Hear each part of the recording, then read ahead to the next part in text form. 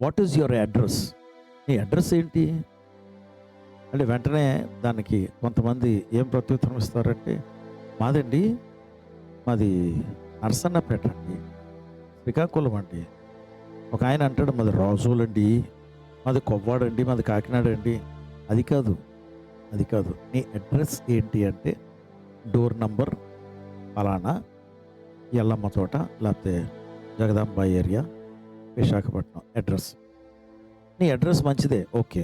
అది కాదు నేను అడుగుతున్నాను. నీ స్పిరిచువల్ అడ్రస్ ఏంటి? నీ స్పిరిచువల్ అడ్రస్ ఎందుకు అడుగుతున్నాను అంటే, ఉదాహరణకి నేను జగదాంబ ఏరియా అన్నాను, కానీ కాదు. నేను నివాసం ఉండే స్థలం ఏది అంటే రిషికొండ. అదేంటి సార్ అంటే, అవును, అక్కడే నేను నివాసం ఉంటున్నాను, అక్కడే నేను అద్దెకి ఉంటున్నాం, నా భార్య నేను కలిసి ఉంటున్నాం. సో నీ అడ్రస్ ఏంటి అంటే, ఏదో flat number something, apartment so and so, Rishikonda, Visakhapatnam, pin code number. అలాగే నీ స్పిరిచువల్ అడ్రస్ ముఖ్యం. నీ రెసిడెన్షియల్ అడ్రస్ ఓకే, గవర్నమెంట్కి అవసరం, ఏదైనా నీకు రావాల్సిన ఉంటే పంపించాలనుకుంటే నీ పోస్టల్ అడ్రస్సు, ఇది నీ ఫిజికల్ అడ్రస్, ఓకే, ఫలానా అడ్రస్. కానీ నీ స్పిరిచువల్ అడ్రస్ ఏంటంటే 91వ కీర్తన 1వ వచనంలో ఇచ్చాడు అడ్రస్. అది నువ్వు ఎప్పుడు దానిని బట్టి నువ్వు పరిగణింపబడాలి, లేకపోతే నిన్ను గుర్తించాలి. Your identity is based on that spiritual address. అదేంటంటే, మహోన్నతుని చోటన నివసించువాడు, సర్వశక్తి నేనెడను విశ్రమించువాడు. ఓకే, నివసించువాడు, విశ్రమించువాడు. నివసించడం ఒకటి, విశ్రమించడం కూడా ఉందట.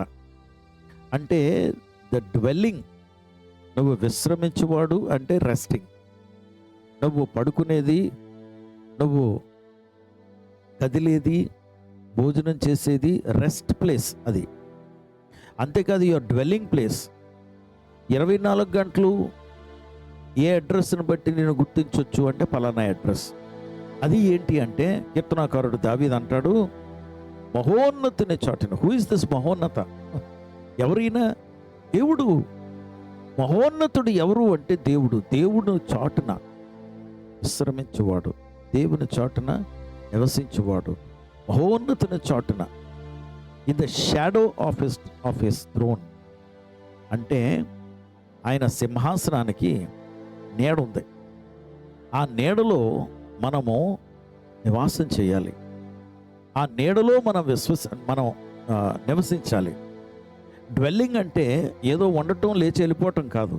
No no no no no no no no no. దేనికైనా నీ పేరు, నీ ప్రఖ్యాత, లేకపోతే నీకున్న నువ్వు ఎక్కడి నుండి ఎక్కడికి వెళ్తావు, ఏం చేస్తావు, దేనిని బట్టి నిన్ను గుర్తించవచ్చు అంటే డ్వెల్లింగ్ ప్లేస్ని బట్టి, నివసించే స్థలము. సో నివసించడం అంటే ఏదో అక్కడ బ్రతుకుతున్నావనే కాదు, you continue to live there. అలాగా మహోన్నతుని చాటున నివసించేవాడు అంటే, నువ్వు ఎక్కడికి వెళ్ళినా, ఏం చేసినా ఆయన దగ్గర నుండి వెళ్ళాలి, ఆయన నిన్ను తీసుకెళ్ళాలి, ఆయన నిన్ను పంపించాలి, ఆయన మాటను బట్టి నువ్వు వెళ్ళాలి. అంటే ఆయన మాటను బట్టి జీవించాలి. నీ ప్రతి కదలిక ఆయనను బట్టే. నువ్వు లేచినా, కూర్చున్నా, ఎవరితో కూర్చుని మాట్లాడుతున్నా ఆయన చిత్తమును బట్టి జరగాలి. మహోన్నతుడు, మహాఘనుడు, మహోన్నతమైన స్థలములలో వసించువాడు. ఆయన ఎక్కడుంటాడు? మహోన్నతుడు. He is the high and the lofty one. ఈ హై అండ్ లాఫ్టీ వన్, ఈ మహోన్నతుడి గురించి ఎవరు రాయగలరంటే, ఆయన మహోన్నతమైన స్థలంలో చూసిన వాడే రాయగలడు. ఆయనకే అర్థమవుతుంది. ఆయన ఎవరు అంటే యెషయా అంటాడు, 6వ అధ్యాయము యెషయా గ్రంథం 1వ వచనంలో అంటాడు, రాజు అయినటువంటి ఉజ్జియా మృతి పొందిన సంవత్సరమున. రాజు అయినటువంటి ఉజ్జియా చనిపోయాడు. ఈ రాజు అయినటువంటి ఉజ్జియా దేశాన్ని చాలా ఏకఛత్రాధిపతిగా పరిపాలించాడు. ఆ దేశానికి ఒక విగ్రహం లాంటి వాడు అయిపోయాడు. కాబట్టి ఆయన చనిపోయినప్పుడు, ఆయన తొలగించబడినప్పుడు అప్పుడు చూశాడట యెషయా దేవుణ్ణి. ఎలా చూశాడు? ఆయన ఎత్తైనటువంటి స్థలములో దేవుణ్ణి నేను చూచితిని. ఆయన ఎక్కడున్నాడంటే, రాజైనటువంటి ఉజ్జయ మృతి పొందిన సంవత్సరమున నేను యెహోవాను చూచితిని. ఆయన ఎక్కడున్నాడంటే, బా ఆయన ఎంత వైభవంతో ఉన్నాడు. ఏమని అంటున్నాడంటే, అత్యున్నతమైన సింహాసనం, ఉన్నతమైన సింహాసనం కాదు, అత్యున్నతమైన సింహాసనం. He is seated on the high at the lofted throne. అత్యున్నతమైనటువంటి సింహాసనం మీద కూర్చున్న వాడిని నేను చూచితిని. ఆయన ఎవరు అంటే దేవుణ్ణి చూశాడు. కాబట్టి అందుకే యెషయా గ్రంథం 57వ అధ్యాయం 15వ వచనంలో అంటాడు, ఆయన ఎవరు? మహోన్నతుడు, మహాఘనుడు, ఆయన పరిశుద్ధ స్థలములలో వసించువాడు, ఆ మహోన్నతుడు చాటున నివసించువాడు. అంటే నువ్వు ఎక్కడున్నావని?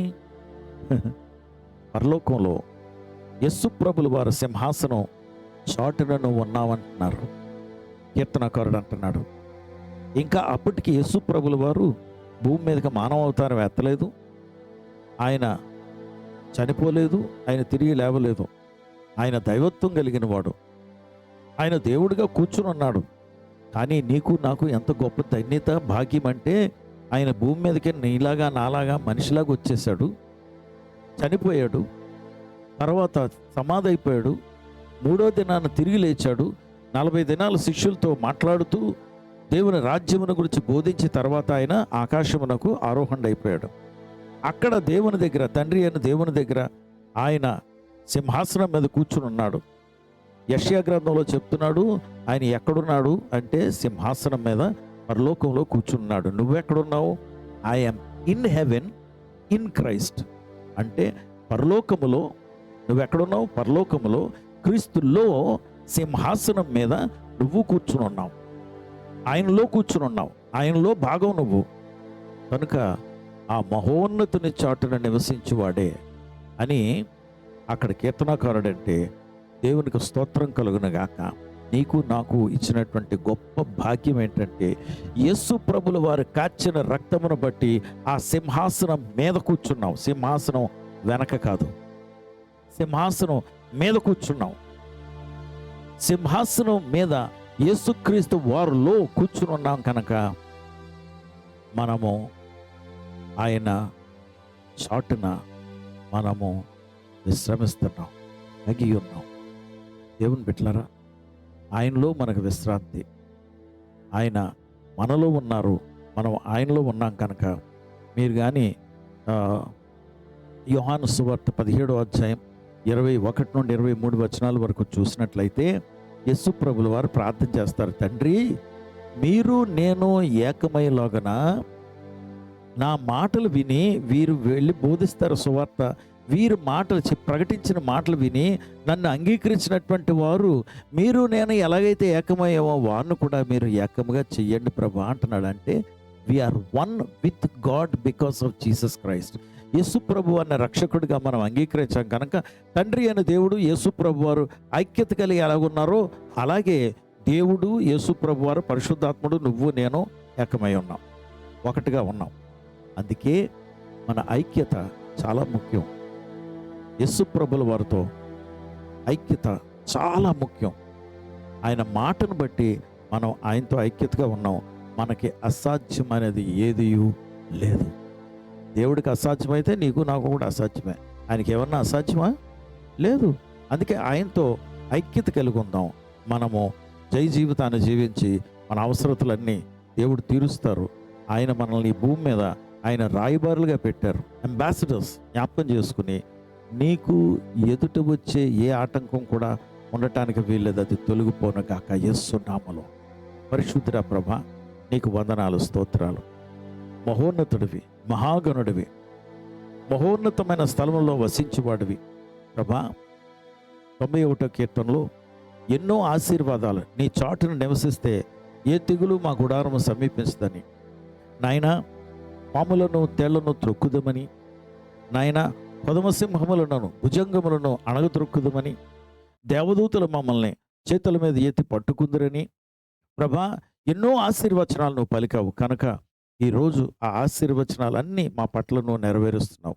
కారణము నువ్వు రక్తం కార్చి ప్రాణం అర్పించి నీతో మమ్మల్ని ఐక్యపరుచుకున్నావు. ఈరోజు మేము ఈ భూమి మీద చలిస్తున్నాం. పరలోకంలో నీ సింహాసనం మీద కూర్చునున్నావు. నీలో కూర్చునున్నావంటే నీ రక్తమును బట్టి. పరలోకములో తండ్రి అయిన దేవుని ఎదుట నేను, అవును ప్రభా నేనే, ఆయన నీ రక్తమును బట్టి ఆయన ఎదుట, దేవుని ఎదుట నేను సింహాసనం ఎదుట నిలవబడగలుగుతున్నాం. It is only because of your blood. నీ రక్తమును బట్టి. కనుక నాకు అసాధ్యమనేది ఏదీ లేదు ప్రభా.